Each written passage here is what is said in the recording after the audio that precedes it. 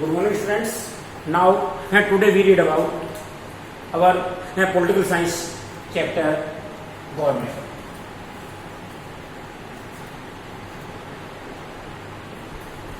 What do you know about government?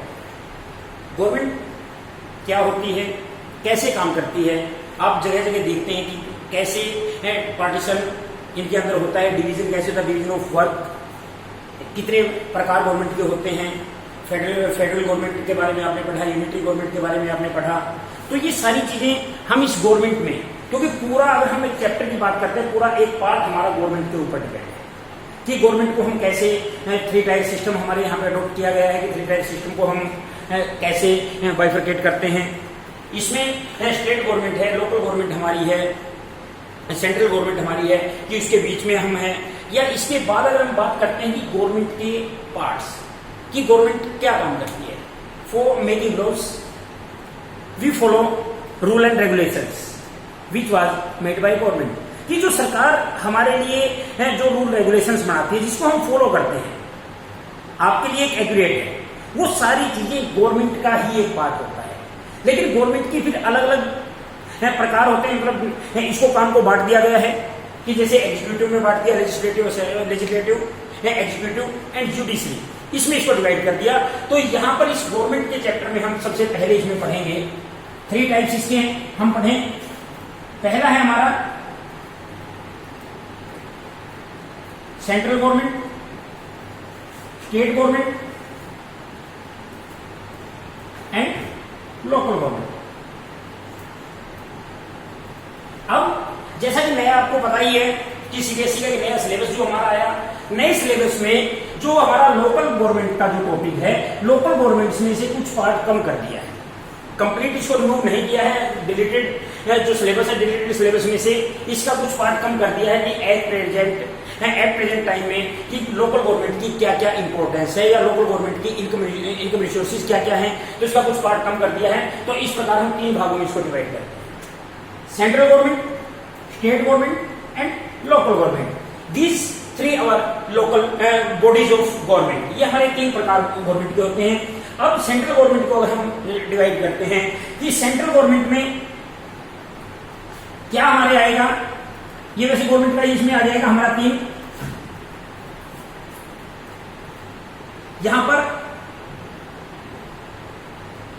Executive जो कार्यपालिका हमारी होती है, लेजिस्लेटिव जो हमारी विधानपालिका होती है एंड जुडिशरी जो हमारी न्यायपालिका होती है। भाई इसमें क्या है, अब गवर्नमेंट काम कैसे करती है, पूरे ऑल ओवर इंडिया को अगर हमें कंट्रोल करना है कि अब एक व्यक्ति, अगर हम बात करते हैं प्राइम मिनिस्टर, हम बात करते हैं प्रेसिडेंट, कि अकेला व्यक्ति अगर पूरे भारत को कंट्रोल में किए हुए है, कि आज आप न्यूज़पेपर वगैरह में देखते हैं, समाचार जिस न्यूज वगैरह में आप सुनते हैं कि एक न्यूज आई कि नरेंद्र मोदी भारतीय प्रधानमंत्री ने डिसीजन लिया और हम सभी उस डिसीजन को फॉलो करते हैं कि हमें पता है कि उन्होंने क्या डिसीजन लिया, वो as it is next day से लागू हो जाएगा। तो ये सारी चीजें कि गवर्नमेंट की जो फंक्शनिंग होती हैं उसके अकॉर्डिंग होगा कि उसमें बकायदा लेजिस्लेटिव होगी, लेजिस्लेटिव के अकॉर्डिंग उसमें एग्जीक्यूटिव होगी, फॉर मेकिंग लॉज एक बना दी गई ये संस्था की जो विधानपालिका है, ये क्या करेगी, कानून बनाएगी। उसके बाद उन कानूनों को लागू करने का काम एग्जीक्यूटिव करेगी, जो हमारी कार्यपालिका है वो लागू उसको करेगी। और उसके बाद कि अगर कोई व्यक्ति उसको फॉलो नहीं करता है, उसको पनिशमेंट देनी है या उनको फॉलो करवाना है, ये काम हमारा जुडिशरी करती है। और तीनों जो हमारी बॉडीज, इसमें पार्ट्स जो हमारे सेंट्रल गवर्नमेंट के जो हैं, ये तीनों एक दूसरे से इंटरलेटेड हैं। उसके बाद हम बात कर रहे हैं सबसे पहले लेजिस्लेटिव जो हमारी विधानपालिका है।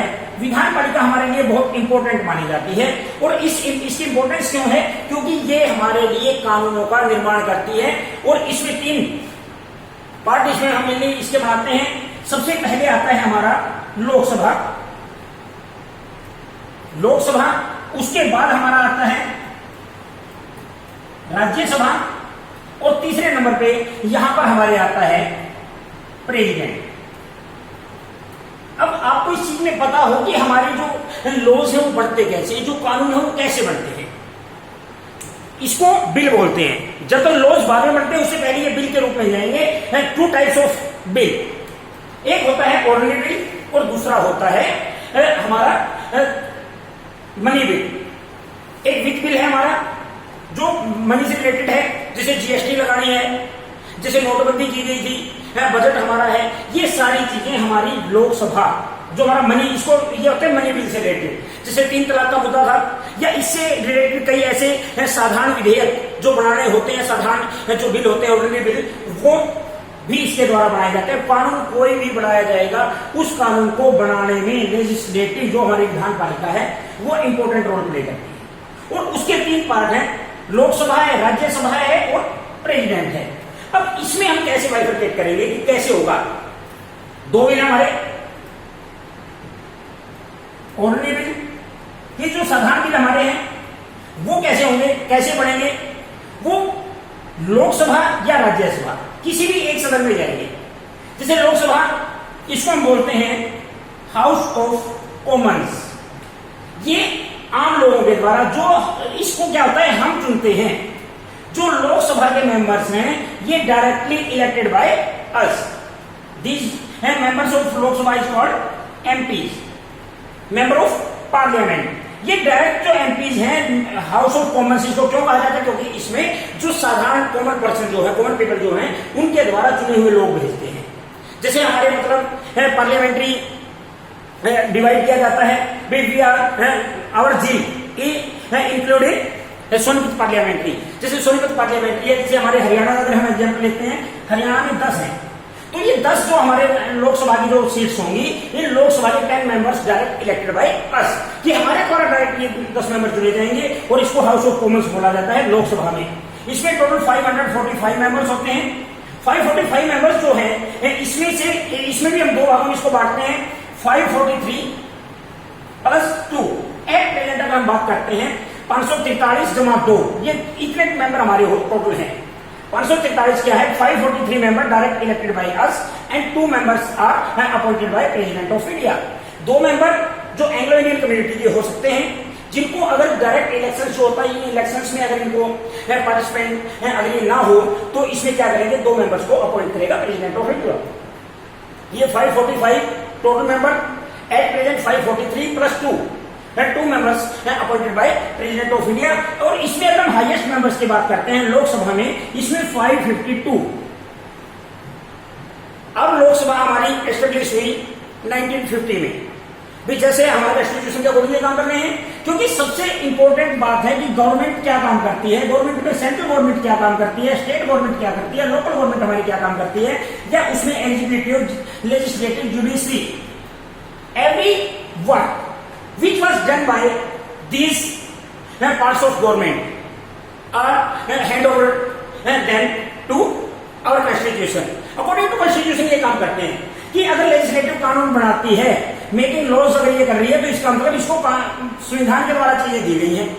क्योंकि हमारा सबसे ऊपर अगर हम बात करते हैं, कॉन्स्टिट्यूशन हमारा सबसे ऊपर माना जाता है। तो इसमें जो 552 मेंबर्स जो हमारे हैं, 552 मेंबर्स के अकॉर्डिंग भी हम इसमें डिवाइड करते हैं कि मैक्सिमम हमारे कॉन्स्टिट्यूशन में यह किया गया है कि उसमें 552 मेंबर मैक्सिमम हो सकते हैं। हमारी पॉपुलेशन आज अगर हम बात करते हैं 140 करोड़ के नियर अबाउट अगर है, तो ये अब 543 है। जितनी ये सीट्स बढ़ती चली जाएंगी, लेकिन मैक्सिमम इसमें मेंबर 552 ही होंगे।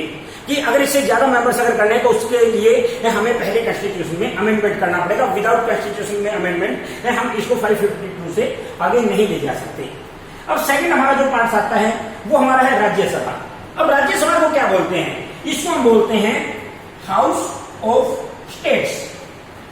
ये राज्यों का, राज्यों के द्वारा जो मेंबर चुने जाते हैं वो राज्यसभा में जाते हैं। नाम से पता चल रहा है ना, लोकसभा मतलब लोगों की सभा, जिसको हाउस ऑफ कॉमन्स बोलते हैं। कॉमन पर्सन उसके द्वारा जो चुना जाता है उसको लोकसभा में जाता है। जो हाउस ऑफ स्टेट्स, ये स्टेट्स की है, इसको एक राज्यसभा बोलते हैं। क्योंकि राज्यसभा के द्वारा जो हमारी लेजिस्लेटिव असेंबलीज होती हैं, जो विधान पालिकाएं हमारी होती हैं, जो मेंबर ऑफ लेजिस्लेटिव असेंबलीज, जो एमएलए होते हैं, वो कुछ मेंबर्स का चुनाव करते हैं, उन मेंबर्स को हम भेजते हैं राज्यसभा में। तो ये राज्यसभा, इसको हाउस ऑफ स्टेट्स बोलते हैं। इसमें अगर हम बात करते हैं कि हमारा अपर हाउस कौन सा है, लोअर हाउस कौन सा है, लोकसभा को हम लोअर हाउस बोलते हैं। ये हमारा निम्न सदन है और ये हमारा अपर हाउस है। यहां याद रखने की वो क्या है कि लोकसभा लोअर हाउस है, लेकिन मैक्सिमम पावर हमारे लोकसभा के पास होती है। भाई आमतौर पे हम क्या करते हैं, भी अपर हाउस है, अपर हाउस के पास ज्यादा पावर होगी, लोअर हाउस के पास कम होगी, लेकिन यहां पर ओपोजिशन है, मतलब इसके ओपोजिट है कि लोकसभा है, लोअर हाउस इसको बोलते हैं, निम्न सदन बोलते हैं, लेकिन यहां पर पावर लोकसभा के पास ज्यादा है, क्योंकि ऑर्डिनरी बिल है वो लोकसभा में भी जा सकता है, राज्यसभा में भी जा सकता है, लेकिन जो मनी बिल है, मनी बिल, मनी से रिलेटेड, बजट से रिलेटेड जो भी बिल हमारा होगा वो हमेशा लोकसभा में पहले जाएगा, पहले लोकसभा में पेश होगा। इसके बाद राज्यसभा में हमारे 252 मैक्सिमम मेंबर इसमें हो सकते हैं जो हाउस ऑफ स्टेट्स है, और इसमें जो हमारी हाउस ऑफ स्टेट्स में जो एमएलए होते हैं, एमएलए इसमें चुन के भेजते हैं, तो 252 जो मेंबर्स हमारे इसमें आएंगे। राज्यसभा में ये भी मैक्सिमम हो सकते हैं, लेकिन एट प्रेजेंट अगर हम बात करते हैं 245 ये मेंबर हमारे हैं, और इसको भी हम दो भागों में बांटते हैं, 233 प्लस 233 मेंबर ऑफ राज्यसभा।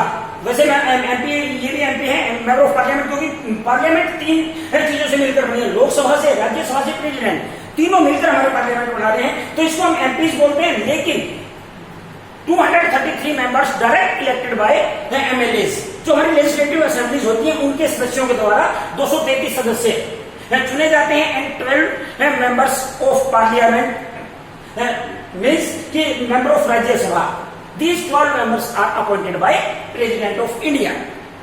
अब उसके बाद हमारे आता है प्रेसिडेंट। अब प्रेसिडेंट का क्या रोल है, अगर हम बात करते हैं who is the chief executive of India, अगर भारत में मुख्य कार्यपालक की हम बात करते हैं, यहां पर एक चीज आपको याद रखनी है कि जो प्रेसिडेंट हमारा है ये हमारे लेजिस्लेटिव असेंबलीज में भी आता है, लेजिस्लेटिव में भी आएगा, और ये हमारा एग्जीक्यूटिव, चीफ एग्जीक्यूटिव तो यही होता है, चीफ एग्जीक्यूटिव हमारा प्रेसिडेंट है, और साथ में लेजिस्लेटिव असेंबलीज का कानून बनाने में और उनको लागू करवाने में इंपॉर्टेंट रोल प्ले करता है प्रेसिडेंट ऑफ इंडिया। क्लियर? और इसमें हम अगर बात कर रहे हैं कि लोकसभा काम करती है, राज्यसभा काम करती है, ऑर्डिनरी बिल कोई भी है राज्यसभा में जाएगा, राज्यसभा में पास होने के बाद, pass means total member divide by 2 plus 1, ये साधारण सा आंकड़ा है जिसके ऊपर हम कह सकते हैं कि बिल पास हुआ है कि टोटल मेंबर कितने हैं। टोटल प्रेजेंट मेंबर सपोज करो कि 543 है, 543 में अगर हम मेजोरिटी की बात करते हैं, मेजोरिटी कितने की होगी, 272 की। अगर 272 मेंबर है तो मेजोरिटी होगी भाई, इसको 543 को अगर हम 2 से डिवाइड करके प्लस 1 करते हैं 272, क्योंकि इसमें अगर ये राउंड फिगर में अगर होता मतलब 544 होता है, तो मतलब ये आधे से ज्यादा है, इसके ऑपोजिशन की बात करते हैं 271, तो ये ऐसे पास होता है। और सेम राज्यसभा में होता है, राज्यसभा में हाउस ऑफ स्टेट्स है और इसमें राज्यसभा के मेंबर्स होते हैं। बिल लोकसभा में पास हुआ तो उसके बाद बिल राज्यसभा में पास हुआ, फिर वो बिल जाएगा प्रेसिडेंट के पास, और जब प्रेसिडेंट उसके ऊपर सिग्नेचर कर देगा, प्रेसिडेंट के सिग्नेचर करते ही वो बिल हमारा कानून बन जाएगा। यहां तक क्लियर है? तो इसके बारे में एक बार आप जो बुक्स आपके पास है उसको एक बार आप स्टडी करें, और बाकी आपको नेक्स्ट टॉपिक में करवाएंगे। Thank you.